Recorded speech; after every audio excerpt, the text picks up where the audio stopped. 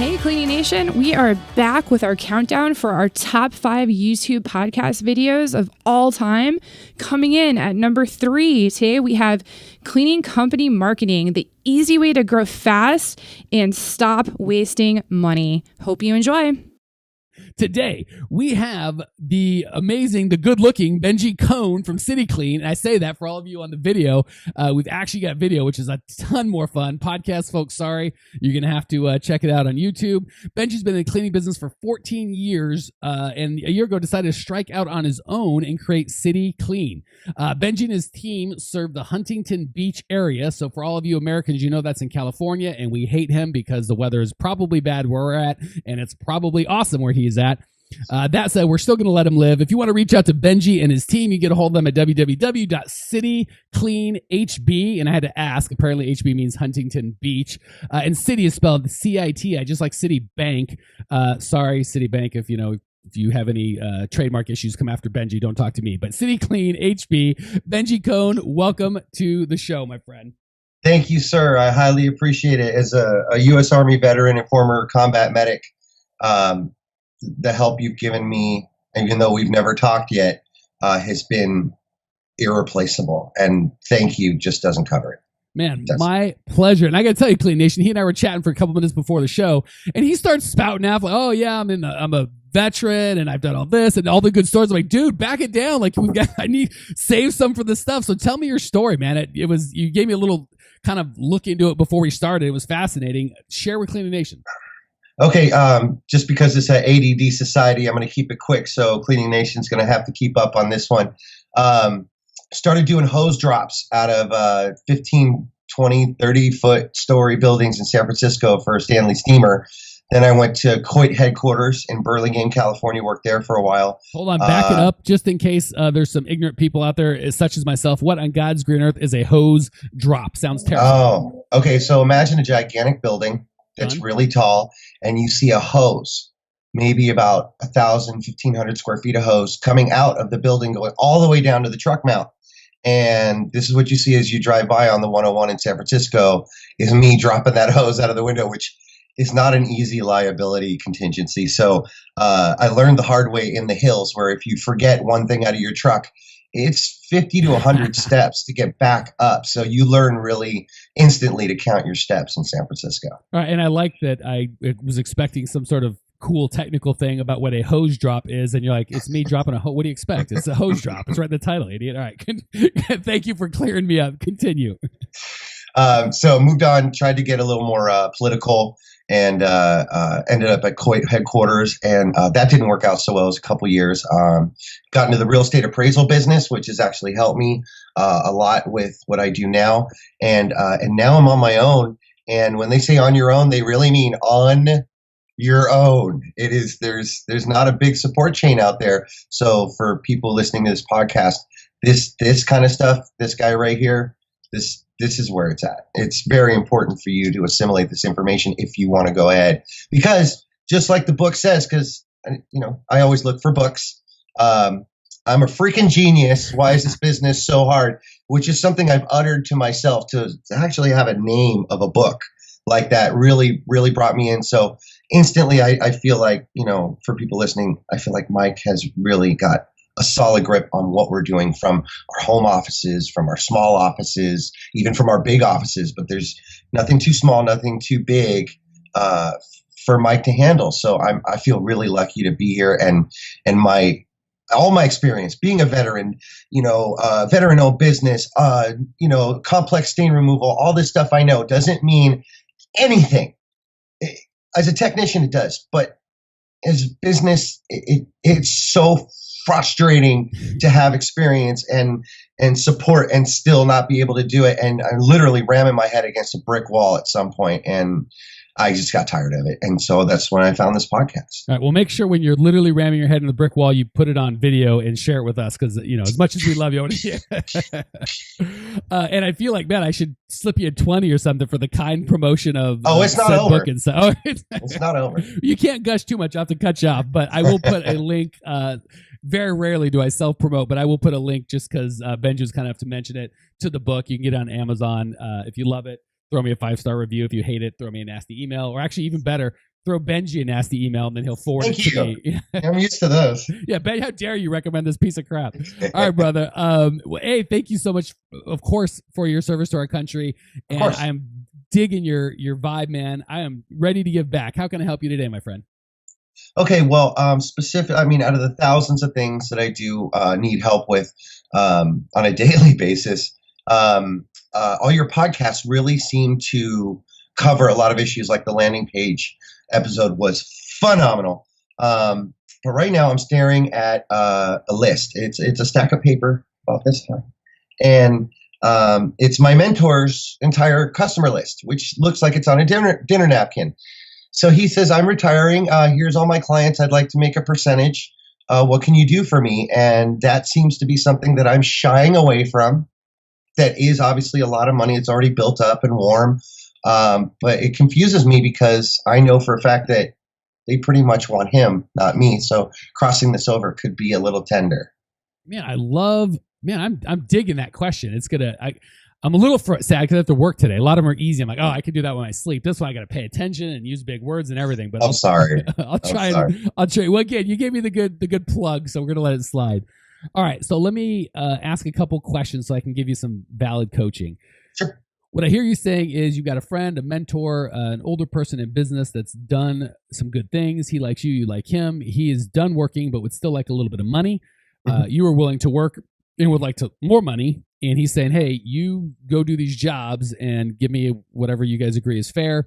And I will, that'll be that. Yeah.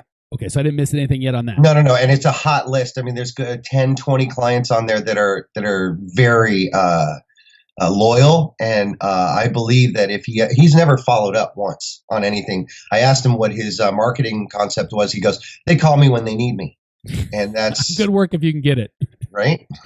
Okay, good. So these are, the way you're talking about it, sounds like these are one-time carpet and floor customers, not ongoing janitorial maid service, correct?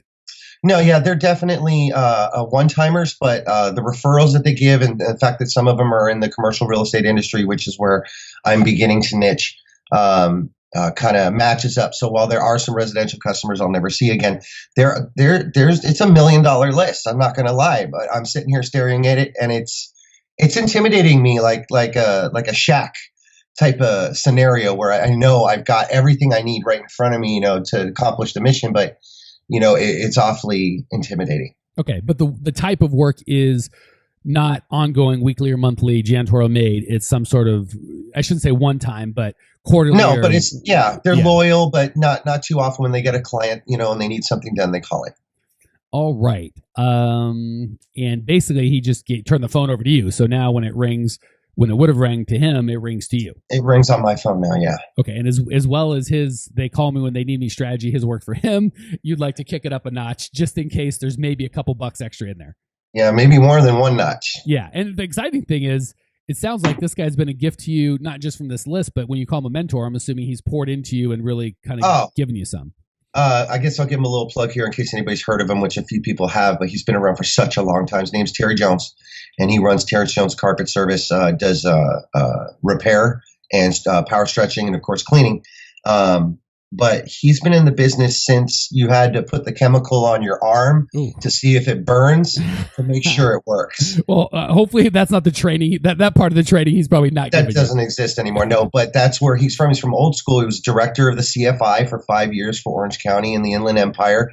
And before that whole thing crumbled, he got me into Royalty Carpet Mill, where I was able to do a full carpet tour and see how carpet was made. And nice. I've just been given every advantage, and it really frustrates me seeing the fact that I have, my military training and this list and all. It seems like it's being spoon-fed to me, and yet still there's issues. Well, you were in the right spot, and my goal is much to make you money. Is how cool would it be if you can, by increasing the amount of work that you do with this list, if you are able to get him paid the same amount for doing nothing, and then obviously, you know what I'm saying? So yeah, that would be great to be able to get back to him. Okay, so first and foremost, give me, I don't need an exact number. Are we talking 10 people? 7, thank you. So we're hundreds of people, less than 1,000, so about 700 people. Mm-hmm. Perfect. And this list, you have names, phone numbers, emails, addresses. What data do you have? It's very simple how he dealt with his stuff. It was all name and phone number. Okay, so we have no emails, no addresses just yet. Not really, no. Okay. Address is there, but his handwriting is atrocious. I love it. Address is kindness, sort of. Yeah, we got some. We have numbers and a couple letters, but I don't know if the postman. Right, it's something from the Cyrillic alphabet. It looks like you would read in Russia, so we'll have to get there. So until we get a translator, we have no addresses. Pretty much just phone numbers, right, so which mobile marketing seems to be interesting. So cool. So, 700 people is quite a bit, which is exciting. The trick is obviously you want to have the right media method based on the right person. But based on the information you have one media method available to you currently, right? Mm-hmm. You can't email them because you don't have their email address. You can't mail them because, we can do the math on that. Hey, Clean Nation, Mike Campion here. One of my least favorite things about these podcasts are we found that people love the show and they love the information, but when I talk to you guys in person, stuff doesn't get done. People love the podcast, but they don't take any action. If you'd like to actually implement this and get this done in your world, we have a whole team of people that do exactly that. If you go to growmycleaningcompany.com/talk, you can book a time with either myself personally or one of our teammates to at least help you come up with a plan to actually implement and change your life. So if you want to go from getting these good ideas in your head to getting them in your life, just book a free call with myself or my team, growmycleaningcompany.com/talk, and we can go from this one-to-many format to one-to-one and really get you some results. Excited to talk. All right. So and again, I love this because you and I think before we talked, you kind of gave me a brief idea of what you're asking, but I've got better information now. So I am on the spot making up, if I woke up in Benji's shoes, what would I do? First and foremost, and you're going to I'm glad that you're way over Huntington Beach because you're probably going to punch me in the face. I would probably call these people, every last stinking one of them. And my goal would be two things. One, to get their pain. What is it you're looking for? What would I have to do to make you never call me again? And what would I have to do to make you give me work today? Okay. Why? Is it? And again, just so you know, not just Benji, but Cleaning Nation, there's going to be a lot. When you do this sort of stuff, there's going to be a lot of, they haven't really thought it through. So they're going to say stuff like, I just need the lowest price. Which is not true because they don't all drive Hyundais. Some of them drive Mercedes and they don't always look for the lowest price, right? And so if that's really what they want, they're not good customers for you. But, pardon, if they just haven't thought it through and that's just their knee-jerk response, it's your job to coach them through and help them understand what that looks like. So I would probably call all 700. I'm dying saying this because it's easy for me to say and a lot of work for Benji. That's okay. Two goals. And this isn't ongoing. Like you're going to call this is your only strategy, but this has got to be the first strategy. So first strategy, call and find out what it is that they want. Okay. Again, what keeps you up at night? What are you passionate about?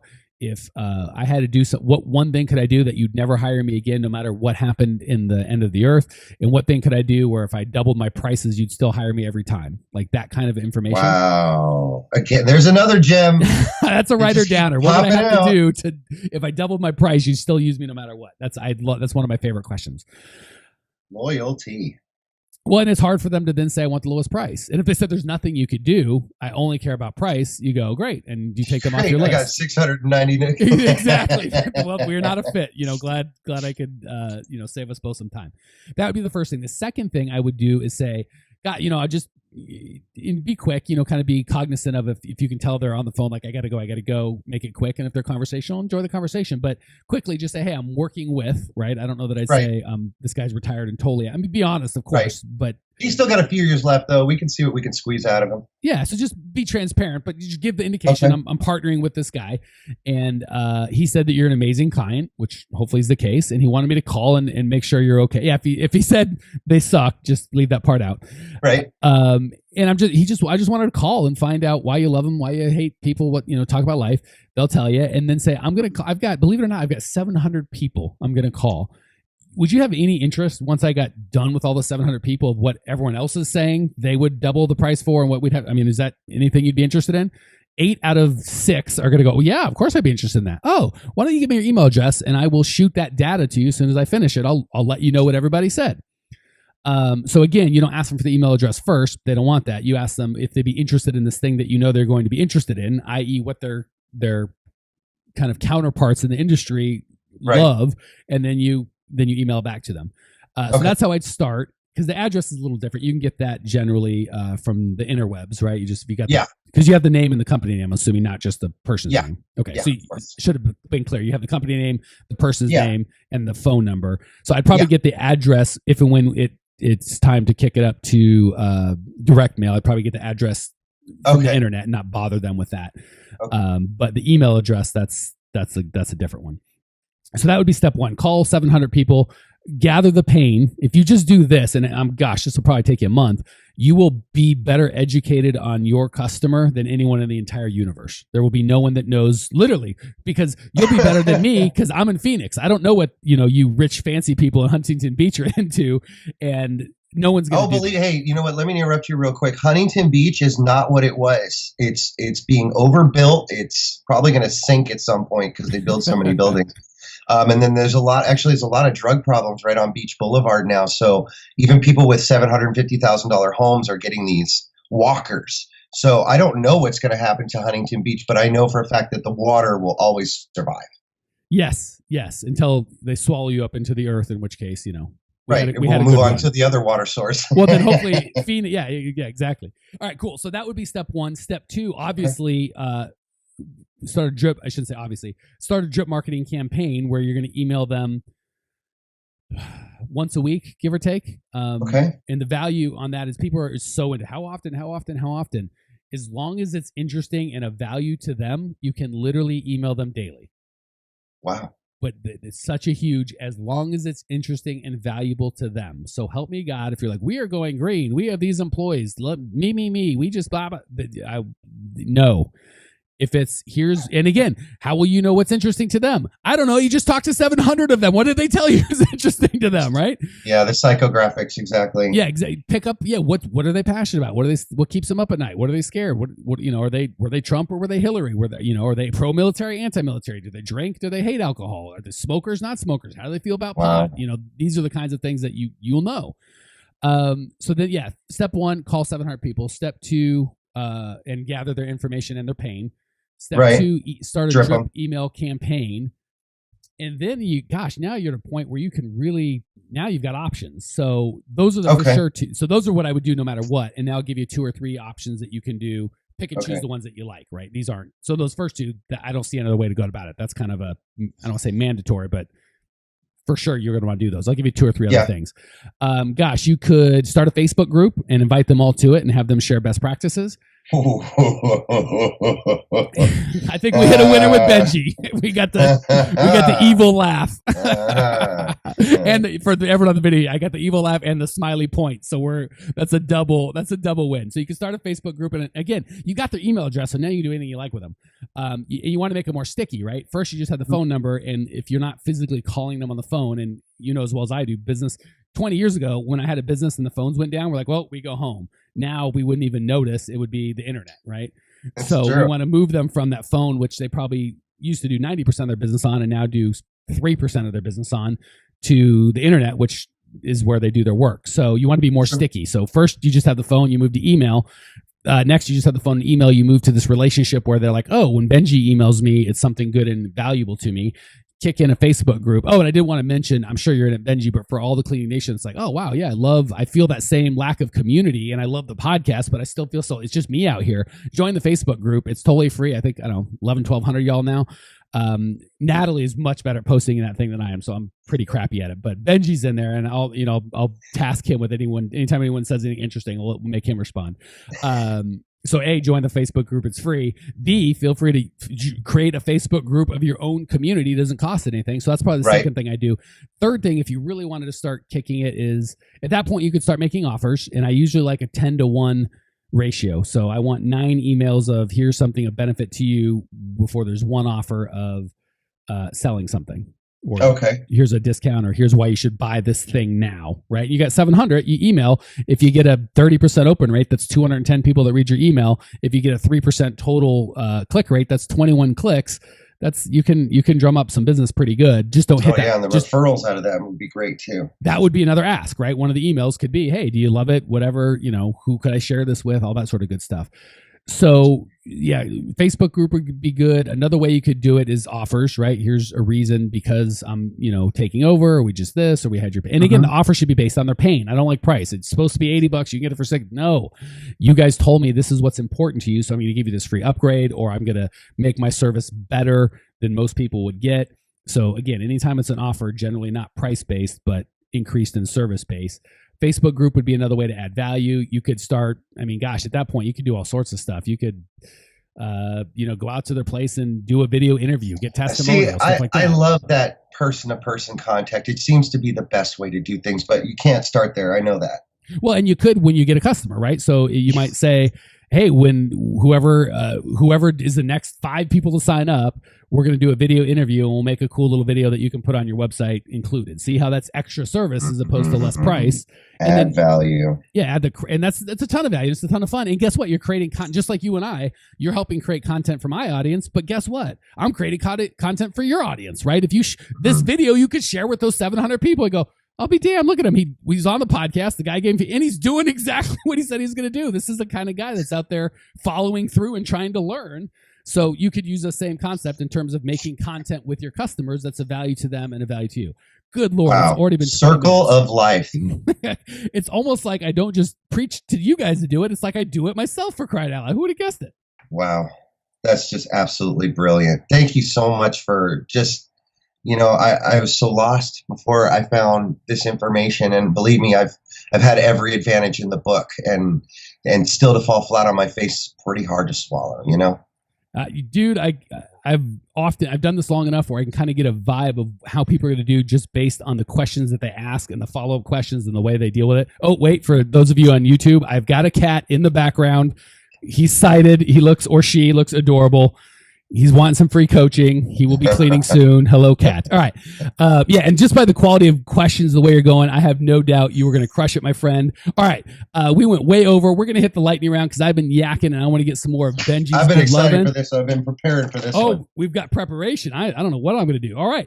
3 quick questions. You're going to hit me with 3 quick answers that are going to be amazing. Okay. Question number 1, what's the best piece of advice you've ever received? The best piece of advice I ever received was an oldie but a goodie. Came out of Stephen R. Covey, I believe it was.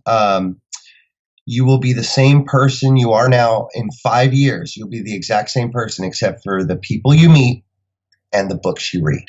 I didn't know that was Covey. I've heard that. I'm not sure. Somebody's going to have to double check me because I don't want to infringe on any copyrights. Maybe I was reading the book when I found that out, but still, that piece of information has led me every day to surround myself with smarter people, which is what I'm doing right now, and to continue to read books. Seems to be what really changed me from being average to being, to on the road to superstar. Couldn't agree more. The books that you read and the people that you meet, and I've just full disclosure, when Benji says he's surrounding himself by smart people, I think he's referring to the cat, and I'm just kind of secondary. So I want to be honest with Cleaning Nation. Well, she uses less words than I do, and so I got to learn, make sure I use less words. Actually, too many words can be a problem. So yeah, even from a simple cat, you can learn a lesson, right? Look at Benji getting all smart. Question number 2, what's the biggest mistake you've made in the cleaning business that we can all learn from? Thinking I was alone. Thinking that I was the only one out there doing this, thinking that I was the only one that had any chance of succeeding for my entire family.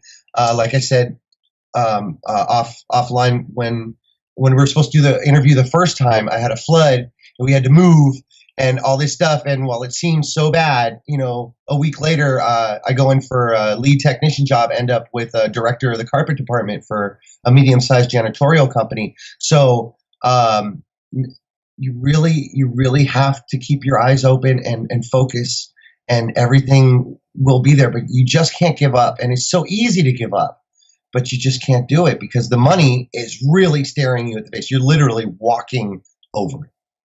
Preach, preach, and preach. Couldn't have said it better myself. Question 3. What's one idea that Cleaning Nation can put into practice right away today before their head hits their pillow that will improve their lives and or their businesses? Look, I am going to give people who clean carpet, tile, and stone. Well, stone is my specialty, but I'm going to give you an unfair advantage. And for those of you who haven't heard about it, It's a product called CTI Pro's Choice, and they're yellow bottle with a red top. I'm a 49er fan, so it kind of vibed with me. But here's the deal. Ann Bedwell's national sales trainer. She brought me up from this little tiny bird all the way to what I am now, being able to accomplish all these things.